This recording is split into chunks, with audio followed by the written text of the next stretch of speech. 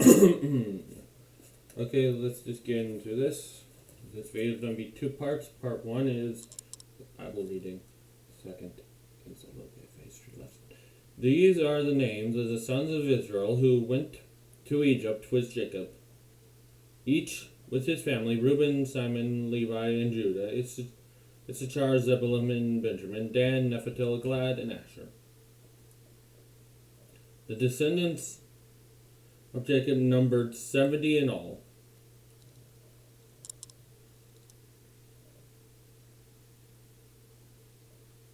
Joseph was already in Egypt. Now Joseph and all his brothers, and all that generation died. But the Israelites were fruitful in multiplied greatly, and became extremely numerous, so that the land was filled with them.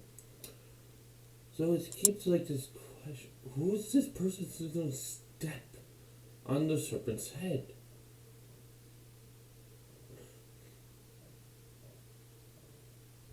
Who? Well, everyone keeps on dying. It doesn't fulfill the ultimate promise. It doesn't conquer what part of the curse is. Death. Duh. Then a new king who did not know about Joseph came to power. Okay, it says who did not know about Joseph. So another translation says who Joseph meant nothing. He may have generally never just heard of Joseph. Or he just might have not cared.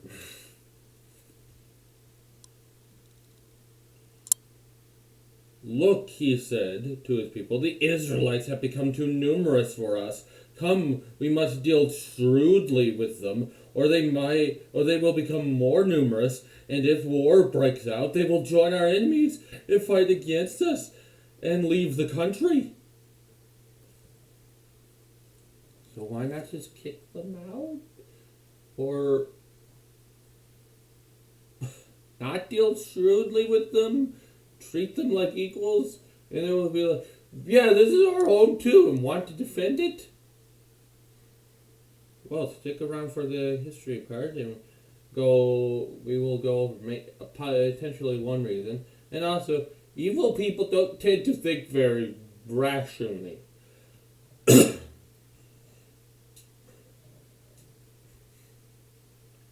So they put slave masters over them to oppress them with forced labor, and they built Pithom and Ramses as store cities for Pharaoh. But the more they were oppressed, the more they multiplied and spread. So the Egyptians came to dread the Israelites. Hey, it's like another thing that's going on. Like Christianity is growing fast in China, where it's oppressed. And they worked them ruthlessly. They made their lives bitter and with hard labor in brick and mortar, and with all kinds of work in the fields. And all their hard labor, the Egyptians used them ruthlessly. The king of Egypt said to the Hebrew midwives, whose names were Shiphrah and Puah, when you help the Hebrew women in childbirth, observe them on the delivery stool. If it is a boy, kill him. But if it is a girl, let her live.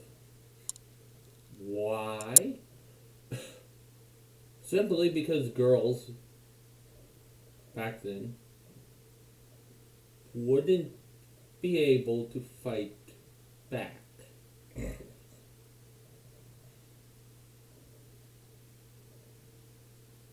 That's simple. And an Egyptian man can get a Hebrew woman pregnant, and that would be considered an Egyptian kid. You can raise them up in Egyptian society.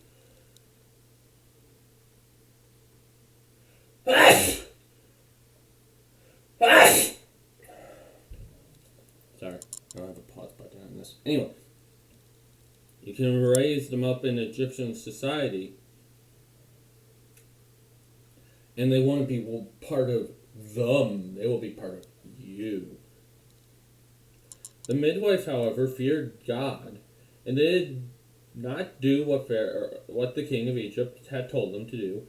They let the boys live. Good.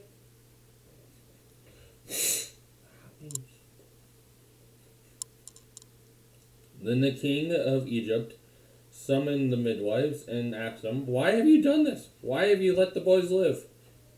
Look, I thought the population of boys would be lower. There probably were other people in the room like, yeah, they're letting the boys live. Not dead. Probably had spies or people making sure the midwives do what they did. Something that also took a few years and saw that they were growing. The midwives answered Pharaoh, Hebrew women are not like Egyptian women. They're vigorous and give birth before the midwives arrived. That's a lie.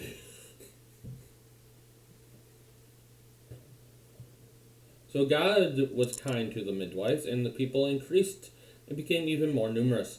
And because the midwives feared God, He gave them families of their own.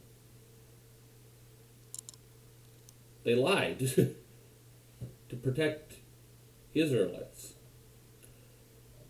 and got rewarded. Then Pharaoh gave an order to all his people: every boy that is born,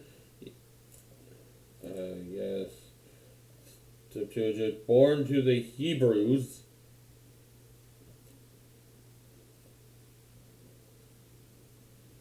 you must throw into the Nile, but let every girl live.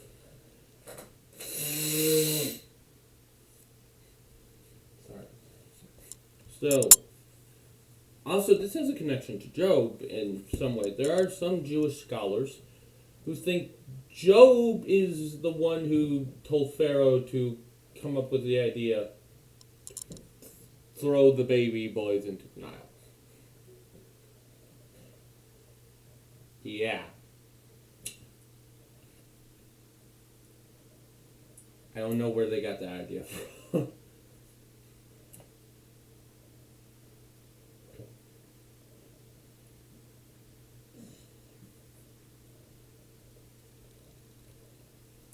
Anyway, history lesson. Okay. I'm just using this for picture and chronological. Okay. So, the 15th dynasty, the Hyksos. Who were these groups of people? See, there's the coat of many colors. It's probably what Joseph had. Anyway, ruled from 1674 to 1535. Here's some of the rulers. One of these are probably the one Joseph is under, potentially this one, because it was at the apex. Anyway, and some dynasties. I had this one, the 16th dynasty, which was around during the 15th dynasty, and was conquered by the 15th dynasty. Don't question it. Anyway, then we have the 17th dynasty, then we have the New Kingdom. So, during this period, Egypt was in a time of turmoil. Then, the New Kingdom. Of course, Amenhotep,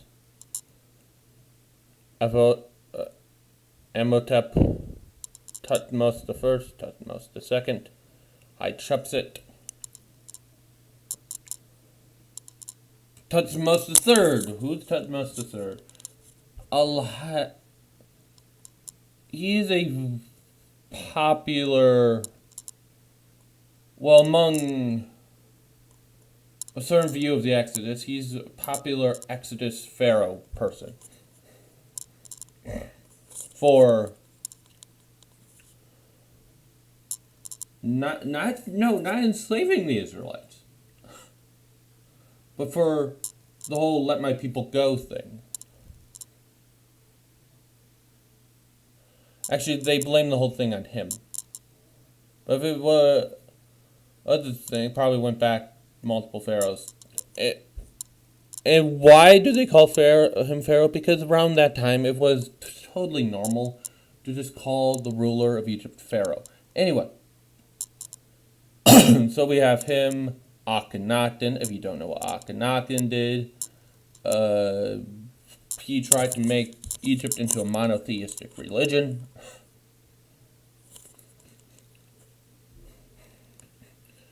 Then we have Tutankhamun, the most famous one. Then we have who is probably the pharaoh we just went over. This guy. Evidence for him, well, he brought Egypt back to its old ways, its own gods. So who would he hate? Probably a certain group of people he sees as related to not only the group that conquered his nation, but also a monotheistic religion.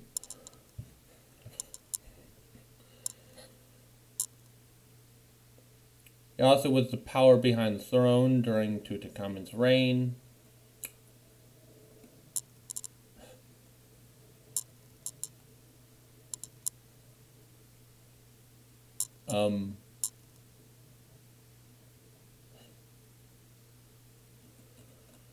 If you go, you can go watch Ancient Egypt in Bible, and there's more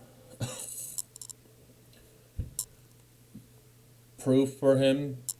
I know it's called Deep Dive, but it's usually because this series goes deeper than this level Bible reading, probably able to study. So, if you want to know more about him, he reigned most likely 1,323 to 1,319, or 1,327 to 1,323. He was the grandnephew. His grandnephew was Tutankhamun. Children, possibly Nefertiti. He's buried here in tomb VW23, which is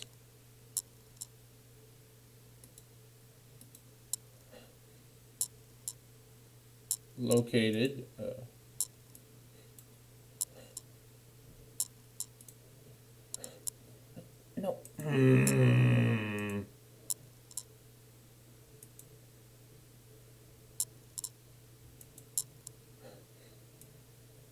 right here.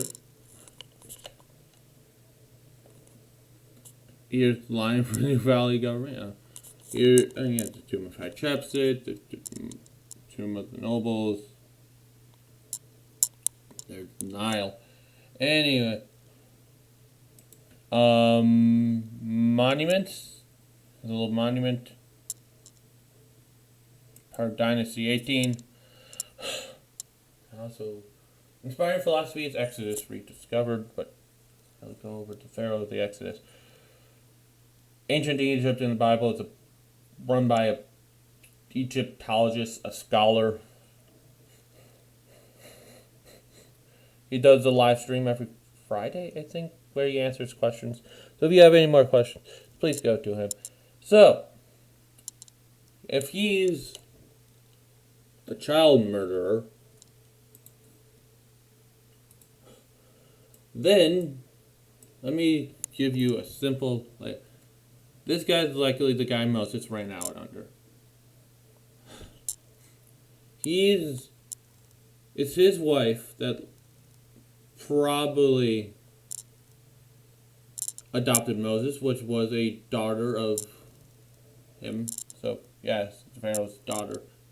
Ooh, because if Moses was born under him, that means he wasn't Pharaoh yet. That means, obvious, Ramses the Great is the Pharaoh of the Exodus. This shouldn't be that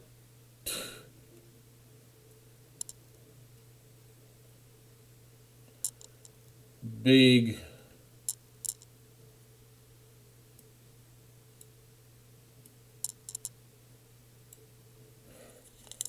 That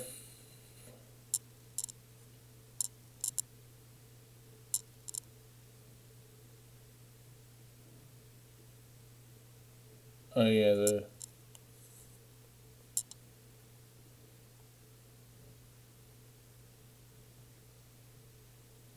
so yes, it shouldn't be that surprising considering everyone knew for so long that Ramses was the Pharaoh of the Exodus. Everyone in ancient time, everyone in like the Middle Ages, everyone up till modern times, until someone came along and said, "No, it must be Tutmosis the Third, because he's a real arrogant prick." Something. And everyone's like, "There's no evidence for the Exodus around this time. That means the Exodus didn't happen."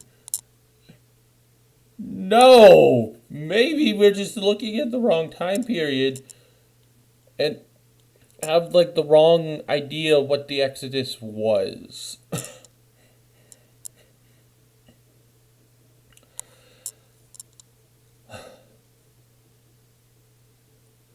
Anyway,